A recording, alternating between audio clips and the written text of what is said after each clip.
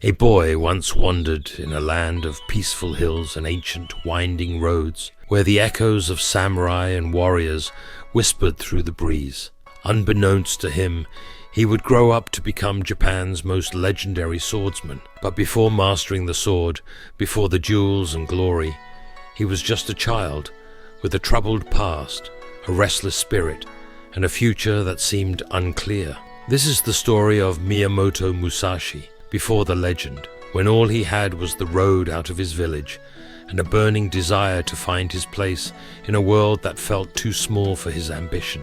Yet, before his name became a legend and his blade became unmatched, Musashi was just a boy, searching for a place where he truly belonged.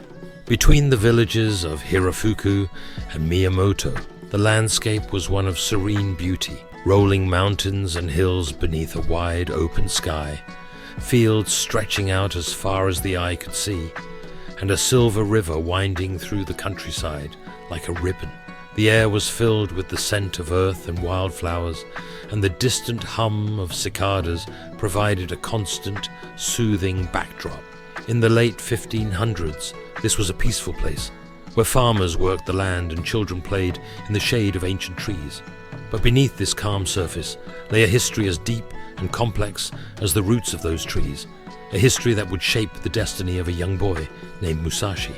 And within this tranquil setting, a boy named Musashi grew up, unaware of how deeply this land's history would intertwine with his fate. Musashi grew up in the village of Miyamoto, where his father, Hirata Munisai, was a respected samurai and a master swordsman. The house where Musashi spent his early years wasn't just a home, it was a dojo. The air was thick with the scent of sweat and polished steel, the clanging of swords and the shouts of men in combat mingling with the distant hum of cicadas in the sweltering summer heat. To a young boy, the world within those stone walls was both thrilling and intimidating. A world where a man's worth was measured by the sharpness of the blade and the skill in wielding it. Within the walls of their home, which doubled as a dojo, Musashi was exposed to a world where honor and skill with a sword were everything. A world both exhilarating and daunting for a young child. From the moment Musashi could walk, he was surrounded by the tools of the samurai, swords, spears, and the armor his father wore with pride. Yet despite all the weapons around him, it was his father's strict discipline that cut the deepest. Munisai was a man of great skill, but little patience, and Musashi, with his natural curiosity and rebellious spirit, often found himself on the receiving end of his father's frustration. But while the tools of the samurai fascinated him, it was his father's stern discipline that left the most enduring marks on young Musashi. Every harsh word, every cold rebuke, chipped away at the boy's innocence, leaving behind a resolve as sharp as the blades he would one day wield. There's a story that one day, while carving a simple toothpick, Munisai was interrupted by his son's critique of his technique. The boy had spent years watching his father, absorbing every movement, every lesson, until he believed he could do it better. But this time his words crossed a line. Without warning, Munisai threw the toothpick knife at his son like a shuriken. Musashi's instincts kicked in as the blade whizzed past him, his heart pounding in his chest. The sound of the knife embedding itself in the wooden pillar behind him sent a shiver down his spine, a stark reminder of how close he had come to real danger. Anger flashed in Munisai's eyes as he reached for another weapon, a short sword, and threw it with the same deadly intent. Once again, Musashi dodged and fled, his heart pounding, knowing he could no longer stay under the same roof as his father. This was the moment when Musashi understood that his path could no longer be guided by his father's hand, but by his instincts and courage. As he fled, Musashi's mind raced. How could he stay, knowing his father would turn a weapon against him? The road out of Miyamoto wasn't just a path, it was an escape. Musashi knew he had to leave, to find a place where he could breathe, where he could be more than just a boy under his father's shadow.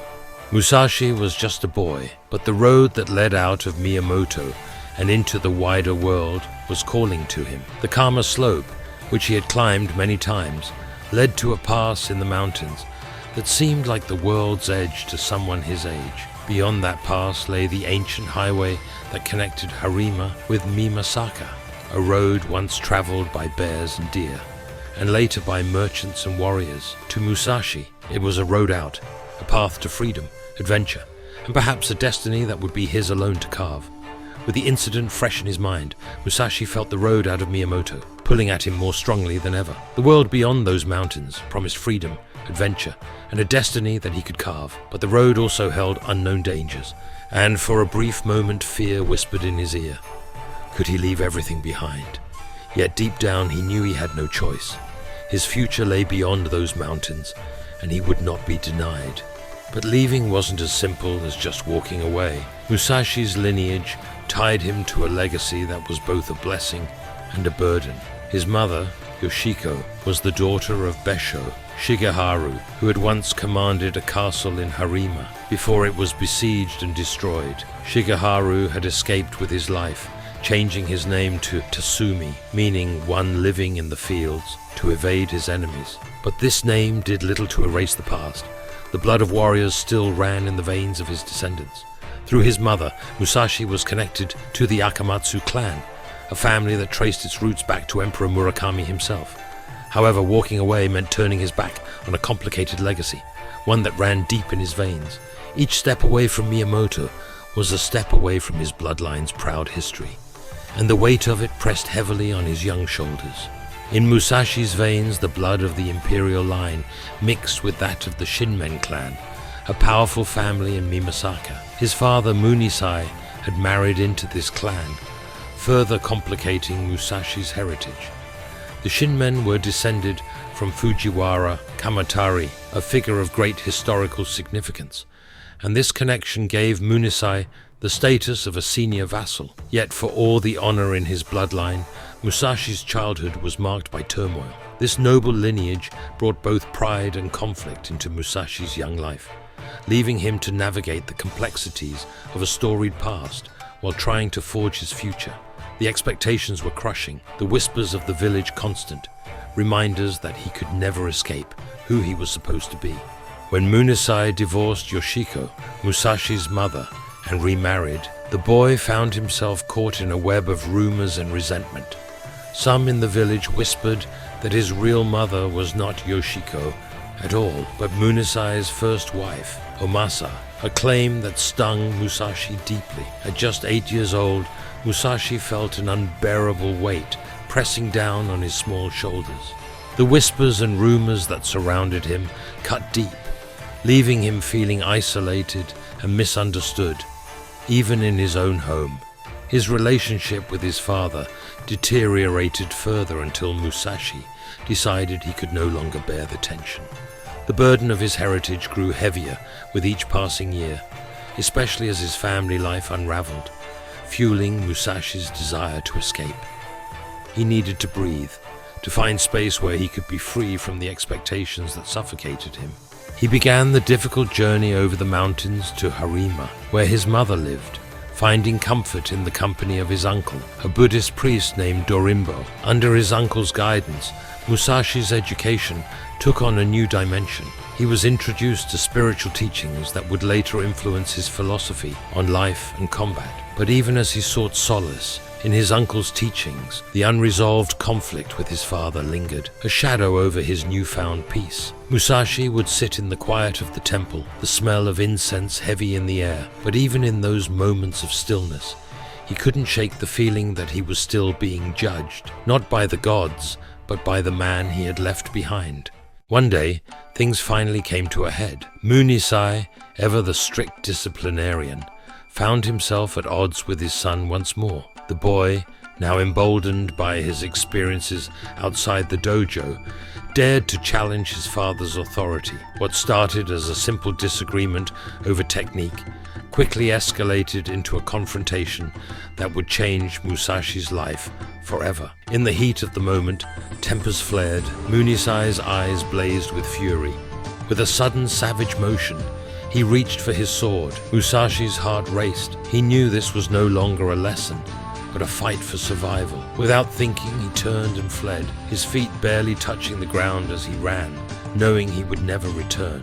As Musashi fled, he heard his father's voice, cold, sharp. "You dare to run, boy?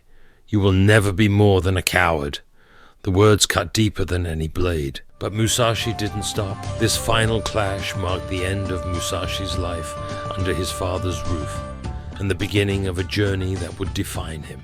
Musashi found refuge with his mother's family in Harima, where he began to forge a new identity. The village of Hirafuku, where his ancestors had once lived, became his sanctuary. It was here, among the fields and mountains, that Musashi first began to understand the complexities of his heritage. The Akamatsu and Shinmen bloodlines that ran through his veins connected him to a history of power, conflict, and survival. But for Musashi, these ties were both a source of pride and a burden. He was determined to carve out his path, separate from the expectations of his lineage. In Harima, far from the tensions that had defined his early years, Musashi found a place to breathe, a sanctuary where he could begin to piece together the puzzle of his heritage and identity. Yet, even here, in this place of refuge, Musashi could not fully escape the weight of his past. The bloodlines that ran through him were a constant reminder of the expectations he could never entirely shed.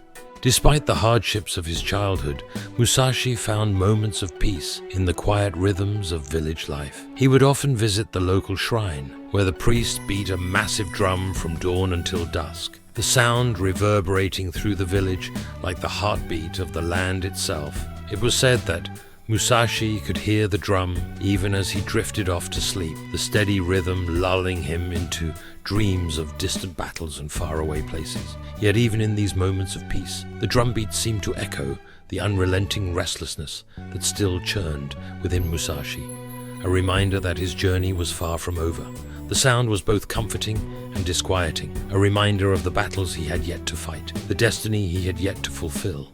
Yet even in these peaceful moments, Musashi's mind was restless. The road out still called to him, a constant reminder that his destiny lay beyond the confines of the village. As he grew older, Musashi began to train in earnest, honing his skills in preparation for the challenges that awaited him. He practiced with the same wooden swords he had fashioned as a child, now wielded with the strength and precision of a young warrior in the making. As the rhythm of village life continued around him, Musashi's thoughts turned more and more to the road that still beckoned, urging him to prepare for the challenges that lay ahead. He knew that the peace he had found here was only temporary, that the world beyond Hirafuku awaited him, filled with dangers and opportunities that would shape him into the man he was destined to become. In time, Musashi would leave the village of Hirafuku behind, setting out on the path that would lead him to greatness. But the lessons he learned in those early years, the pain of his father's rejection, the wisdom of his uncle's teachings, and the quiet strength of the land itself would stay with him always, guiding him as he walked the road out into a world that would come to know his name, with the echoes of his past, every painful word, every moment of doubt, reverberating in Musashi's mind as he took his first steps on the road that would change him forever. Each step was a mix of fear and determination, a boy on the brink of becoming something more. The road was uncertain, but with every stride, Musashi felt his resolve harden, the boy he once was fading with each step. For Miyamoto Musashi, the journey was just beginning, and though the road ahead was long and filled with danger, he knew that he carried within him the spirit of a warrior, forged in the fires of his youth. The boy from the hills would become a legend, but it was on this road, beneath the shadow of the mountains, that the legend began. As Musashi walked away from the village, the sun dipped below the mountains, casting long shadows on the road ahead. It was a road of uncertainty, of trials yet unseen. But as the darkness gathered, so did his resolve. There were no cheers, no applause, only the silent vow he made to himself, to rise above the pain, to forge his path, and to never again let the world decide his worth. Greatness is not born of ease. It is forged in the heart of the storm, in the courage to walk the road ahead, no matter how dark it may become.